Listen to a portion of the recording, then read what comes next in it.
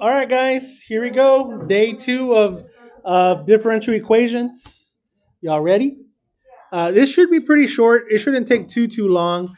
Ms. Kyle, do you want to read this for us? The law of exponential change. Sure. You have probably solved enough exponential growth problems by now to recognize that they involve growth in which the rate of change is proportional to the amount present. The more bacteria in the dish, the faster they multiply. The more radioactive material present, the faster it decays. The greater your bank account, assuming it earns compounded interest, the faster it grows. Keep going. Keep reading? Yeah. Okay. The differential equation that describes this growth is dy over dt equals ky, where k is the growth constant if positive or decay constant if negative. We can solve this equation by separating the variables. Okay, that's good. Remind me. Yeah, that's the source. I'm trying to be good about giving my sources. Guys, anytime you're in chemistry and you talked about half-lives, anytime you've been in an accounting class and you talked about 7% gross or whatever, these are the formula. This, like, you know how they give you a formula. You guys all took chemistry, right? And remember the formula for chemistry had like an ln of half or ln of 2 in there or whatever. Do you guys know what I'm talking about? Do I have internet access? I don't. But if you Google half-life, you'll see an ln in there, ln of 2 specifically. We're about to derive it where all these things come from. So this is the derivation that they use to give you those formulas. So check it out. And by the way, this applies to, well, okay, I guess let's just talk about this as we go. So I have this dy dt, k is the growth constant, here's my y. So dy dt equals ky. And what I want to get an expression, a y equals something. So I'm going to divide by y and multiply by dt. So I'm going to write dy over y equals k dt. Are we still okay? All right, so now what I'm going to do, I want to get rid of the dy and the dt, so I'm going to integrate.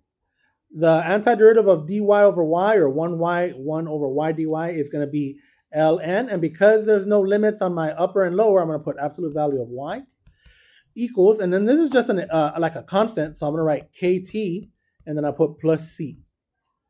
Are we still okay? And then how do I bring down, or what I'm trying to do is solve for y, so I need to get that ln to be out of there. So I do that by doing e, whatever I do to one, I do to the other. So then I have absolute value of y equals e to the kt plus c. Bless you, miss. Okay. Then here comes your algebra. You see how I have kt plus c here? So side note. Do you guys remember when you multiply x squared times x cubed? Isn't that the same thing as x to the 2 plus 3, like that? So see what I'm going to do? I'm going to separate this guy here into e to the kt times e to the c.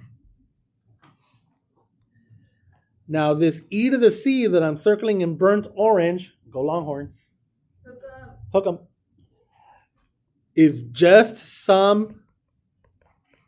somewhat constant. So we're going to take away the absolute value. Why? I'm going to explain.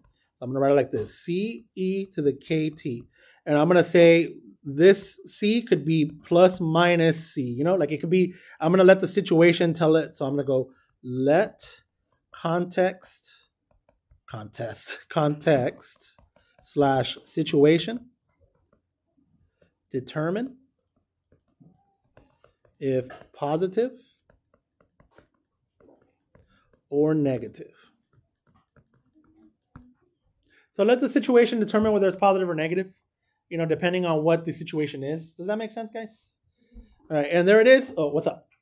So, okay, I get everything up to, how does e raised to a constant just become C just stands up for a constant. So e to the c is a number. Oh, okay. So it's just a constant. Wait, John, is the C and then the E to the KT, and then is that plus or minus C in part of that equation? Yeah, like it plus or minus, like I don't want to put the plus minus here because that will be absorbed by the constant, whatever the situation may be. You know what I mean? Like if I have gross, well then the C will be positive. Even if I have if I'm trying to measure how much is being removed, then I guess I put a negative there. Maybe the exponential will also the k will also be determined by whatever the situation is. So the C and the K, those are just constants, and we're just going to let the situation determine. So who cares about the plus minus? I just put the plus minus there because of absolute value. By definition, absolute value of x equals plus minus x. That's the definition, right? So I took away the absolute value by saying let the C absorb the plus minus. Whatever the situation is what the situation will determine. Anytime you have a situation that you have, and I saw you, Ms. Kyle, so don't worry. Anytime you have a situation where you have dy dt equals ky, you will always get this expression. So this, and by the way, we're going to be doing a lot more free response questions. A lot of kids that are very, very smart know that, like, oh, as soon as I see this, they go right to this without doing the separation of variables. This is why on the free response, sometimes, and I've seen it on exams, some kids can tell me the equation without even looking, like, you know what I mean? Because they just know it. But guys, you gotta tell me, like on the AP exam, on any exam, if it's a free response question and it's a differential equation, you always separate the variables. Always. All right, what's up, Kyle? Oh, I was just gonna ask, how is C the coefficient of e to the kt? Like, how did? Oh, because you see, I just used my law of exponents. E to the kt times e to the c is this expression.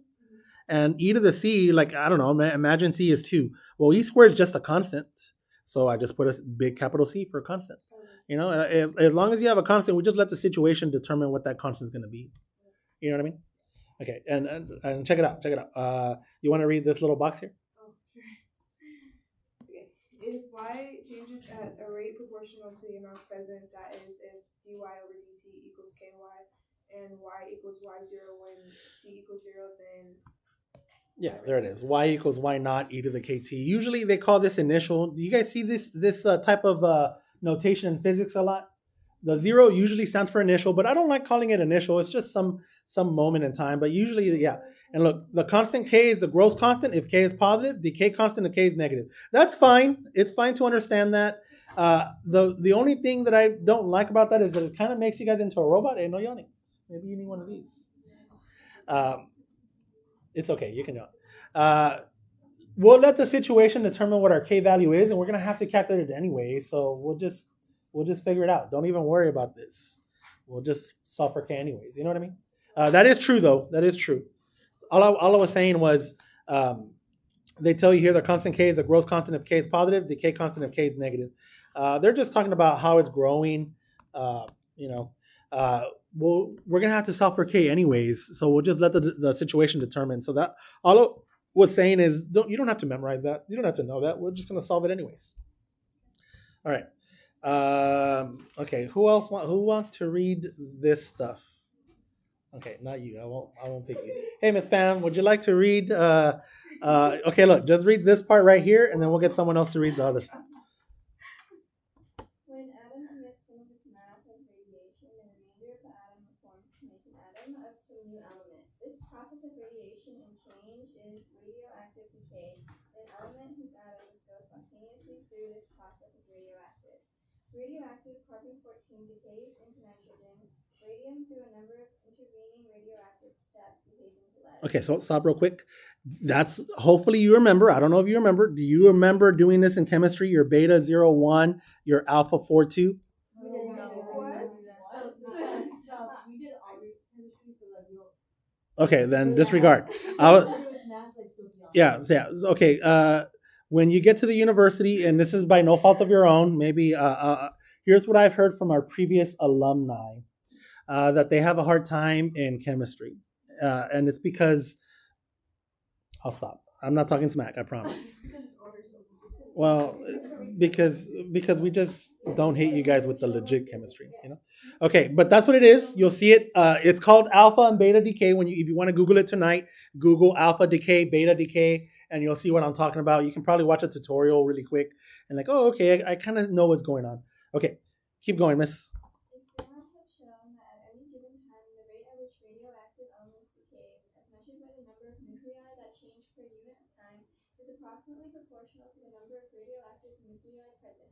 Thus, the decay of radioactive element is described by the equation dy over dt equals negative k times y when k is greater than 0. If y naught is the number of radioactive nuclei present at time 0, the number still present at any later time t will Okay, you can stop.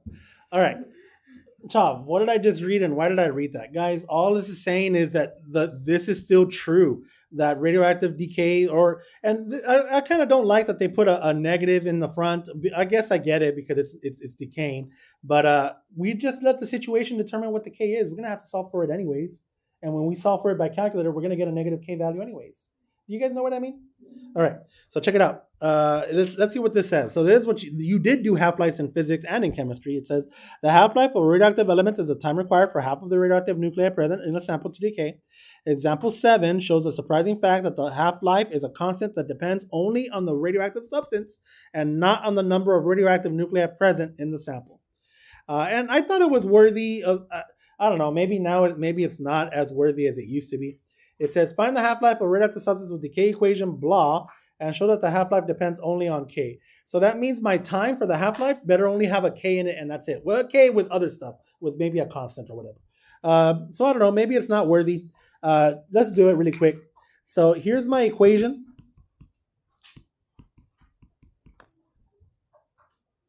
And if I have half of something, that means that I have half of Y naught. So half of Y naught equals Y naught. What exactly is Y naught? Is it just a Y value? An initial amount, the initial amount. And what I'm going to do is solve for time. And I'm going to see if you're going to see that we're not going to have this Y naught anymore. Why not? So the first thing I'm going to do I'm trying to get the T by itself. So the first thing I got to do is divide by Y naught. I know, by Y subset 0, I guess. Maybe that. They just cancel out, and I have 1/2 equals e to the negative kt. And maybe we might have to do a logs overview, how do I get that T down? Yeah, ln. And you could also use log, by the way, but ln is the best one because ln of e is equal to 1. So I bring this down now, so then I have this. Yep, negative k times t. And then what I'm trying to do is solve for t. So divide by the negative k. And then I have this. T equals ln of half divided by negative k. And if you Google the half-life formula, maybe you'll see this one. Let me go ahead and do a side note. ln of half is the same thing as ln of 1 minus ln of 2. Do you remember what ln of 1 is? 0. And what's negative divided by negative? So look, I'm gonna put a subscript there. So this means your half-life for your time is equal to ln of 2 divided by k. So every time, later on tonight, guys, Google half-life formula, and you're gonna see an ln of 2 in there. And look, that's where it came from. So now when you're in chemistry and you're talking about use your half-life formula to determine half-life, and you're like, haha, I know where that came from. I can derive that one from scratch. It came from here, right here. What's up?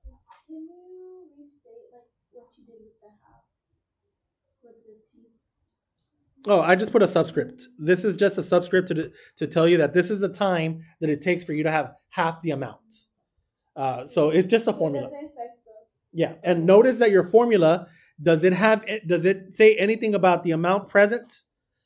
Is there a Y naught in there? No, it just has a K. See? Find the half-life of a radioactive substance with the K equation and show that half-life depends only on K. Yep, there's only a K in there with a constant, the ln of 2 on the top. Isn't that cool?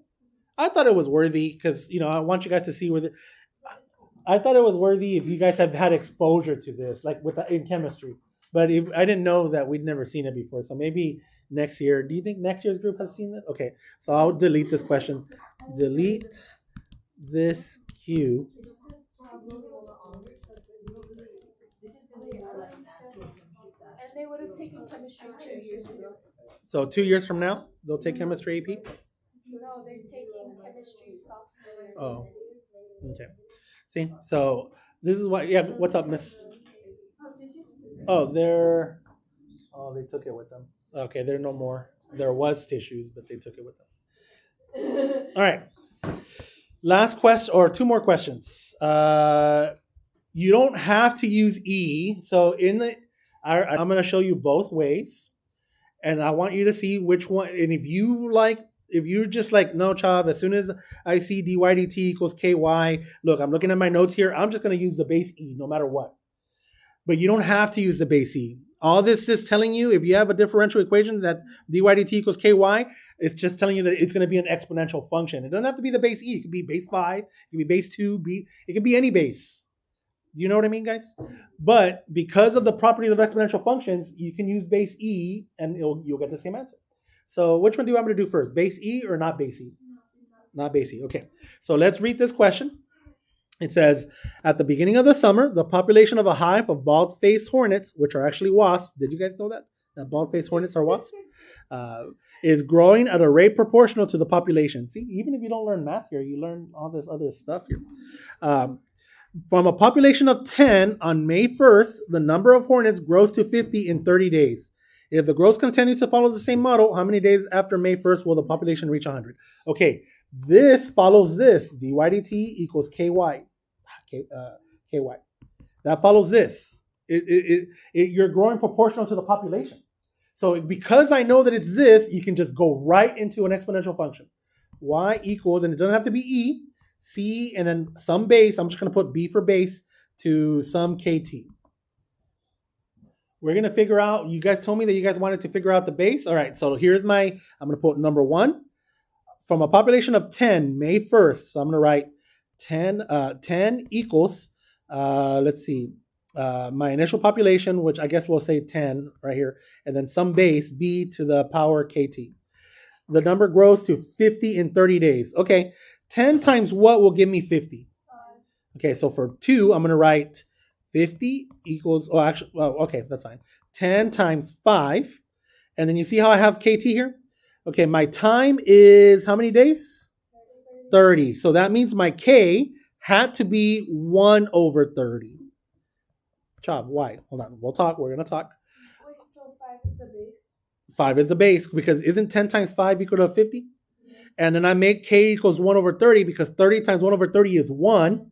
And I need to make this expression, the exponent expression, I need to make that a 5 because 10 times 5 is 50. So What's the point of having a k and t at that point? Oh, well, because from here I can predict at any time. You know what I mean? So now look, I can rewrite. So from this, I can go like this. Population equals 10 times 5, and then I'm going to write t over 30. I guess you could also write 1 over t times 1 over 30 if you want, but I think this looks cleaner.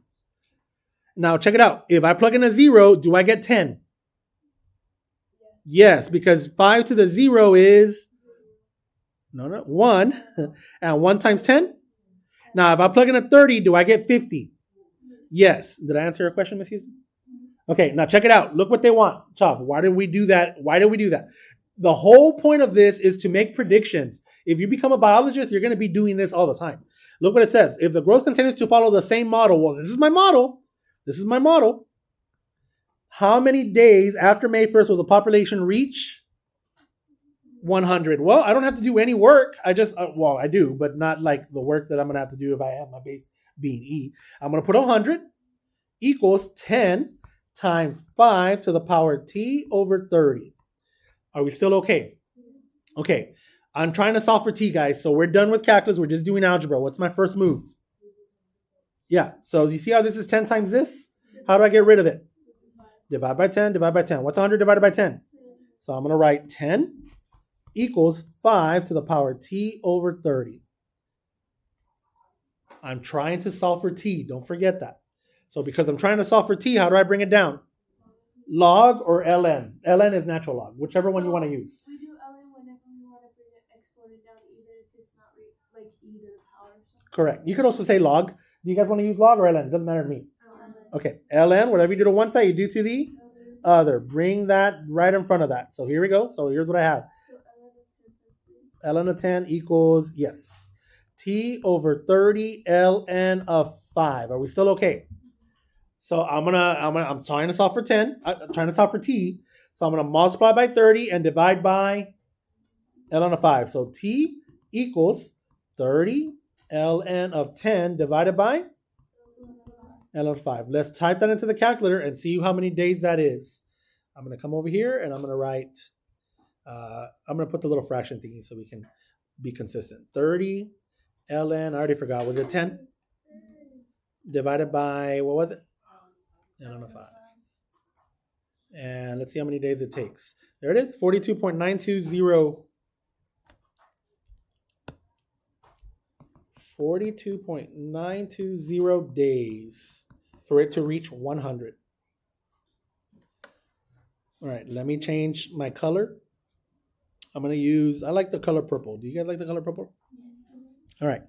I'm doing the same thing, but this time with the base of E. So 1, let's see, I'm going to have to solve for K now. So I'm going to write 10 equals 10e to the K times 0. That's not going to help me because anything times 0 is 0. So I'm going to need this one. 50, so number 2. 50 equals 10e to the 30k. Okay, that's the one I'm going to need. This is the other method. Like if you wanted to use the e, yeah, you should get the same t. Okay, so first solve for solve for k. First solve for k. I already know that k is supposed to be a positive number because it's growing. First move, divide by 10, divide by 10. So 5 equals e to the 30k. And then what am I going to do next to bring the 30k down? ln. So I'm going to write ln and ln. And now I have this. I have ln of 5 equals 3k. And then now to get k by itself, I got to what? Divide by 3. So I'm going to take my calculator and I'm going to go ln of 5.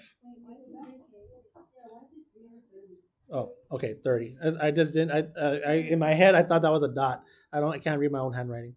Divide by 30. Divide by 30. Okay, now we're good. So ln of 5 divided by 30. Thank you guys. My answer would have been super messed up, and I would have been like, "What the heck?" ln of 5 divided by 30, and I'm gonna push enter. And you see that number? I'm gonna push store, and I'm gonna put it to k. Usually I go down the alphabet, but since I gave it a letter, I'm going to give it that letter. So here it is, letter K, 0.05. And now that I know my K, so I'm going to write semicolon K equals 0.0536. 0536. Okay, check it out. I'm going to write, so here it is. I'm going to write 100 equals 10e to the 0.0536t. You guys ready? I'm solving for t. I better get the same thing because they want to know how long it takes for me to get 100. Divide by 10, divide by 10. So I have 10 equals e to the 0.0536t. What do I do now? ln? Yeah, see, look, way more work because you have to solve for a 1 and then the other. And then I'm going to get, let's see, from there I'm going to get ln of 10 equals 0.0536t. And then what do I got to do to get t by itself? Yeah, 0.0536. ln of, yeah, because ln of e is 1. All right, check it out, guys. Look how we're going to get the same thing. ln of 10, like I'm not fake, so I better, if it's not the same thing, then, that means I'm fake and I'm not. So, let me push divide. Divide by k, right? Bam. Look at that. Here's the number, 42.92029674. Oh, look at that. 42.92029674. 2 different bases, yet we still got the exact same number. Isn't that cool? Oh, you guys aren't entertained? You guys aren't like, eh. I think this one confused me more. Oh, okay. So, say it again? Oh, yeah. What was the whole point of all this? If you have a differential equation, dy dt, of something that grows proportional to the amount present, you can just go right to either one of these. This one requires you to do, the one in purple requires you to do more work. It doesn't have to be the base E. You can create any base, but as long as you know that the general expression is going to be y equals y naught, and I guess instead of putting E in the notes, they should have put b to the kt. It's always going to look like this as long as dy dt equals ky. It can be any base. Cool or not cool? Ask. Go ahead. Just for the very first, I guess, method where we erase, for the LN10 30 LN5, why did you why did you like that? Why didn't you just divide by 5 for essentially LN10 minus 5? And then that's the 37. No, because it's not quotient. It's the argument. You're not. The 10 over 5 is not inside the argument of ln, so it would not be ln10 minus ln5. Yeah, you're thinking of the quotient property. Ln of a over b, that's ln of a minus ln of b. But look, that's a over b on the inside of the argument. We don't have that. Do you know what I mean? Did I answer your question? Okay. Did I understand your question? Okay. Yeah. Oh, because sometimes I don't understand, you know? So yeah. Okay, cool. All right, one last question. This is a typical, and I just put it in here because, well, one, this is from UH, but this is a typical question that you would see in a physics class or a chemistry class. You could do it with chemistry or physics, and you'll get the right answer. It says, scientists who use carbon-14 dating use 5,700 years for its half-life. So my half-life is 5,700 years. Find the age of a sample in which 10% of the radioactive nuclei originally present have decayed. We could use, so this is what I'm talking about. So here's what I'm talking about, Ms. Rodriguez. Sometimes I do feel like the E is the easiest route because you already know that it decays proportional.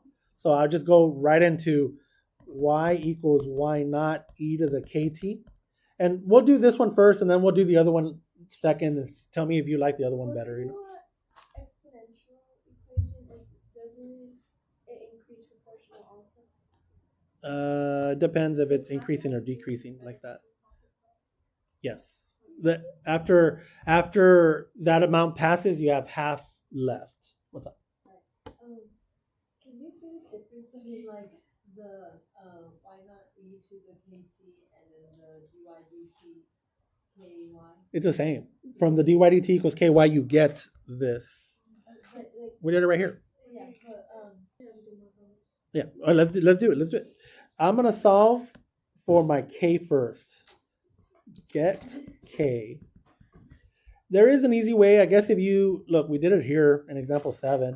I just don't like it. I mean, it's fine. We're gonna get the same formula, but I don't see how they put a negative in the front. I just let the situation tell it to me. So I just do this. I just go. The k is gonna be negative. You'll see. I just go 0.5 y naught equals y naught e to the 5,700 k. And the 0.5 is half life? Yeah, 0.5 is half of the amount. So I'm getting my k first. The y naughts cancel out, right? When you divide. Do you see that? And then I put ln. So ln of 0.5 equals 5,700 k. We still okay? Yes.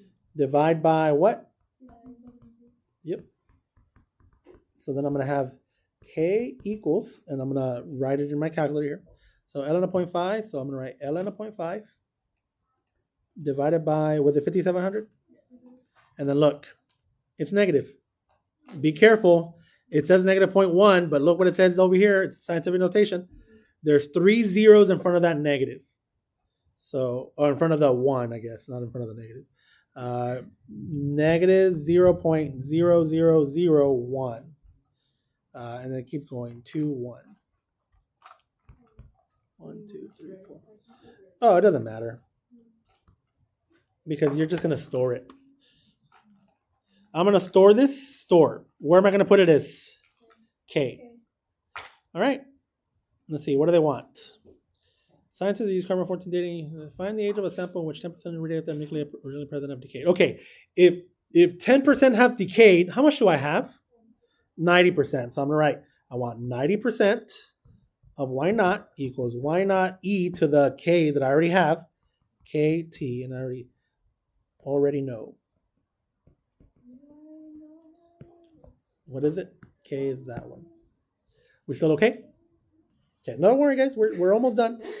Delete. 0.5 0.9 equals e to the kt. Miss Houston, how do I bring the kt down? ln. So then it's 11.9 divided by k. Yep. ln. Oh, I thought I put red, but I guess I pushed. ln of 0.9 equals kt, and just like Miss Houston said, divide by k. So t equals, so I take my calculator, ln of 0.9 divided by k. How does this tie back to what we did last time? They're differential equations. So, 417. Go ahead. So, Yeah, ask. so they're both differential equations. Mhm. The AC's finally turned on. Just, No, don't worry. It's going to take a long time. Keep going. so they're both differential equations. You just have to use them dependent on what the question is asking. Yes. Because like last class it was like the particles. All right. What's up? So when do you know which one to use? Whichever one you think is easier. You don't have to do it this way. You could have done it, but see, then you have to. I kind of feel like doing it this way is a little robotic. Oh, look, that says, see, like you could have gone, like, you know what I mean? Like, I could have done this. So, chop. See, so look at this formula. T half equals ln of 2 over k. So I could have done T, let me change the color. T a half equals ln of 2 over k. Well, here it says to get k. I could have gone right into this formula. And you can say, oh, the k equals ln of 2 divided by the half-life, which was 5,700. But now but now we got to be a little robot because you got to keep in mind that the k is supposed to be, ln of 2 divided by 5,700. And see how this one is not a negative in there? So now you just got to remember, like, oh, but k has to be negative because look what we did over here. Like, see, so you add the negative, but because see, I kind of feel like this is kind of turning into a robot. Do you know what I mean? So that's why I'm just kind of just saying, guys, just let the situation tell you what it is, and then the situation will tell you whether it's negative or positive. Does that make sense? What's up? Okay, so I know why. I know 0.9k, but I don't know why we use that. You have because the form this says the amount you have is equal to the initial amount e to the kt. This is the amount you have. The question says 10% has left. Find the age of the sample at which 10% of the radioactive nuclei originally present have decayed. See, Oh, so 10% has left, so I have 90%. I read it as like find like how old the sample will be when 10%. No, look at the last line. 10% of the radioactive nuclei originally present have decayed. So if 10% has decayed, that means I have 90% present. Bless you. K should always be negative. Let the situation tell you whether K is positive or negative. Wait.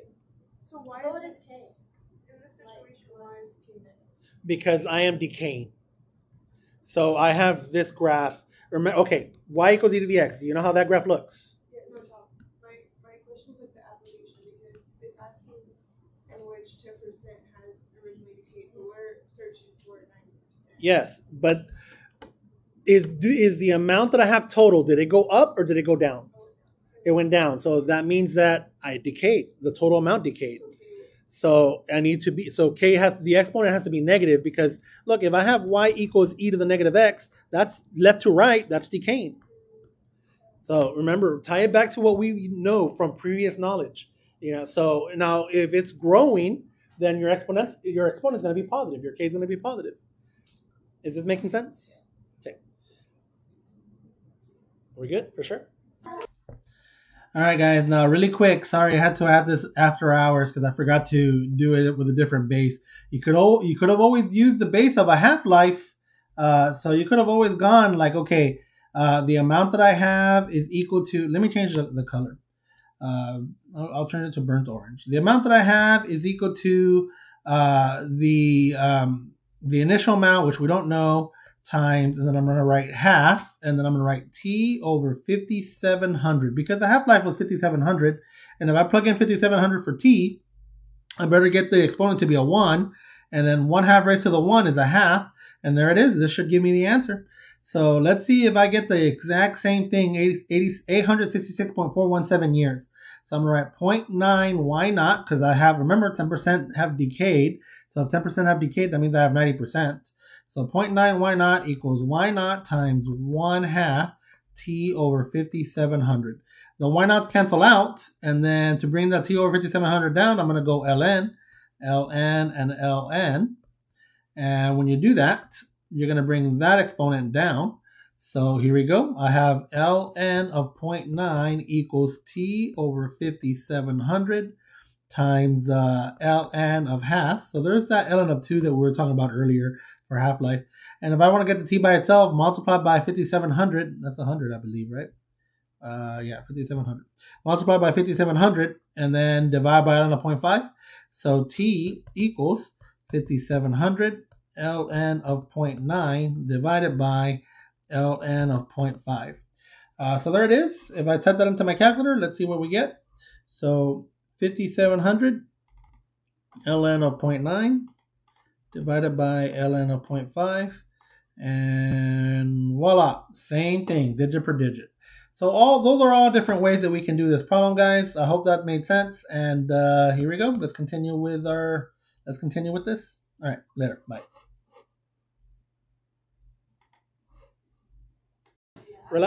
Yeah, it's not this. I know. Look, I picked questions that are purposely tough. If you're thinking like, oh my God, this is what's going to happen over and over again, it's not. As a matter of fact, if you have your packet, your 2008 packet, take it out. If you have it. If you don't have it, that's fine. We'll just look at it together.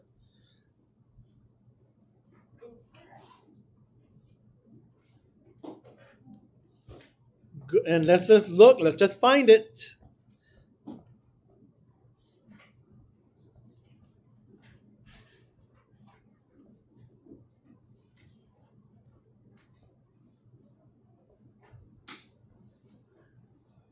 Oh, we're almost there. That's one of them, but we're not. We need more experience on that one.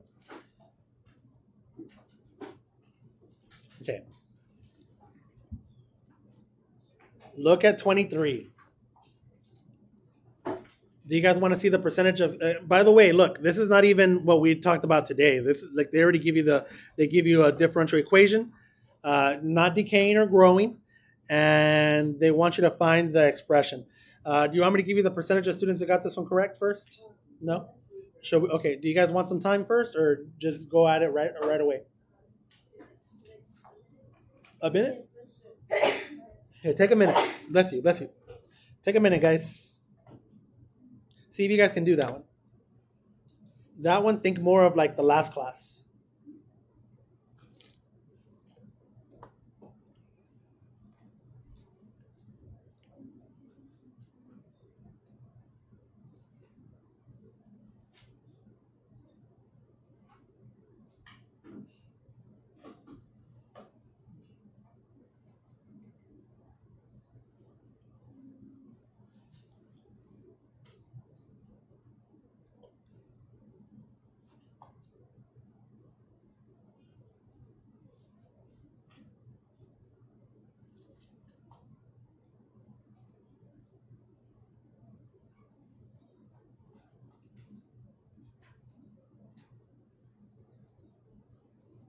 I love this question. Not this one right here.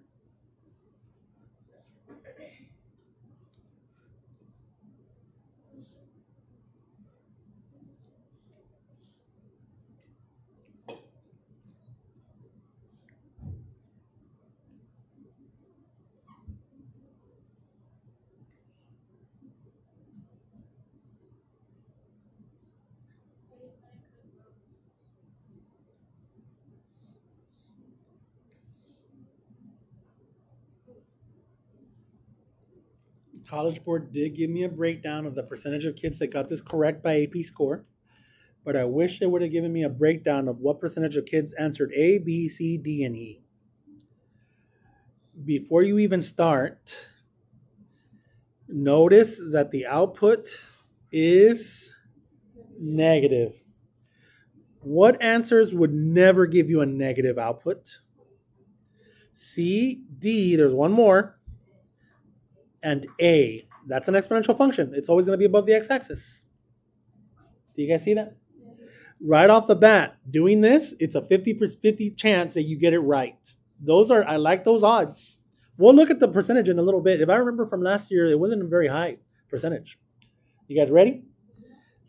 Yes. It's only positive when either both of the values are positive or both of the values are negative. No, the output has to be, if the output is positive, the input can be negative. It just depends on On the output, right? Okay, here we go. Separable differential equations, times y times dx, so y dy equals x squared dx. Are we okay with that? What's my next move? Integrate. Y squared over 2 equals x cubed over 3 plus. I like to put my input and output immediately right here. Not all professors do that. It depends on who you get. They might tell you to get an equation first and then check it out. So that's an x. Sorry guys, got distracted there. So here we go. Negative 2 squared over 2 equals 3/3 over 3 plus c. So 4 divided by 2 is 2. 3 cubed 27 divided by 3, is that 9? So minus 9 minus 9, what's that? 7. C equals negative 7. Okay, plug that in right there. Y squared over 2 equals x cubed over 3 minus 7. I'm trying to solve for y. So multiply by 2. So times 2 times 2. Y squared equals 2x cubed over 3 minus 14. What's my next move? When you square root, don't forget the plus minus in the front. So I'm going to write it over here. Y equals, and now because my output is negative, I'm going to choose the negative branch. Negative square root 2x cubed over 3 minus 14. So the correct answer is E. What percentage of kids do you think got this question correct when they took this exam? And look, I know, guys, it's a time test. You're probably going in a hurry. Guys, slow down mentally. Don't be a robot. And look, if you're not a robot, you automatically increase your chances right off the bat of getting this question correct. Because knowing how to test is a skill as well, you know? Does that make sense, guys? So hopefully, being here today, is this giving, like, are you learning not only math, but like critical thinking skills? Okay. Do you see how cool that is? Cool. All right, guys. There is no new Delta Math today. There's no new homework. This is time for you to catch up and finish your stuff, guys. If you want to start, there is a UH quiz that I'm going to add this weekend called Differential Equations. We still need to cover slope fields. That's the last topic that we have left. Once we cover slope fields, we are done, and then we can start reviewing for the whole year. Yeah, and then we've covered all the topics.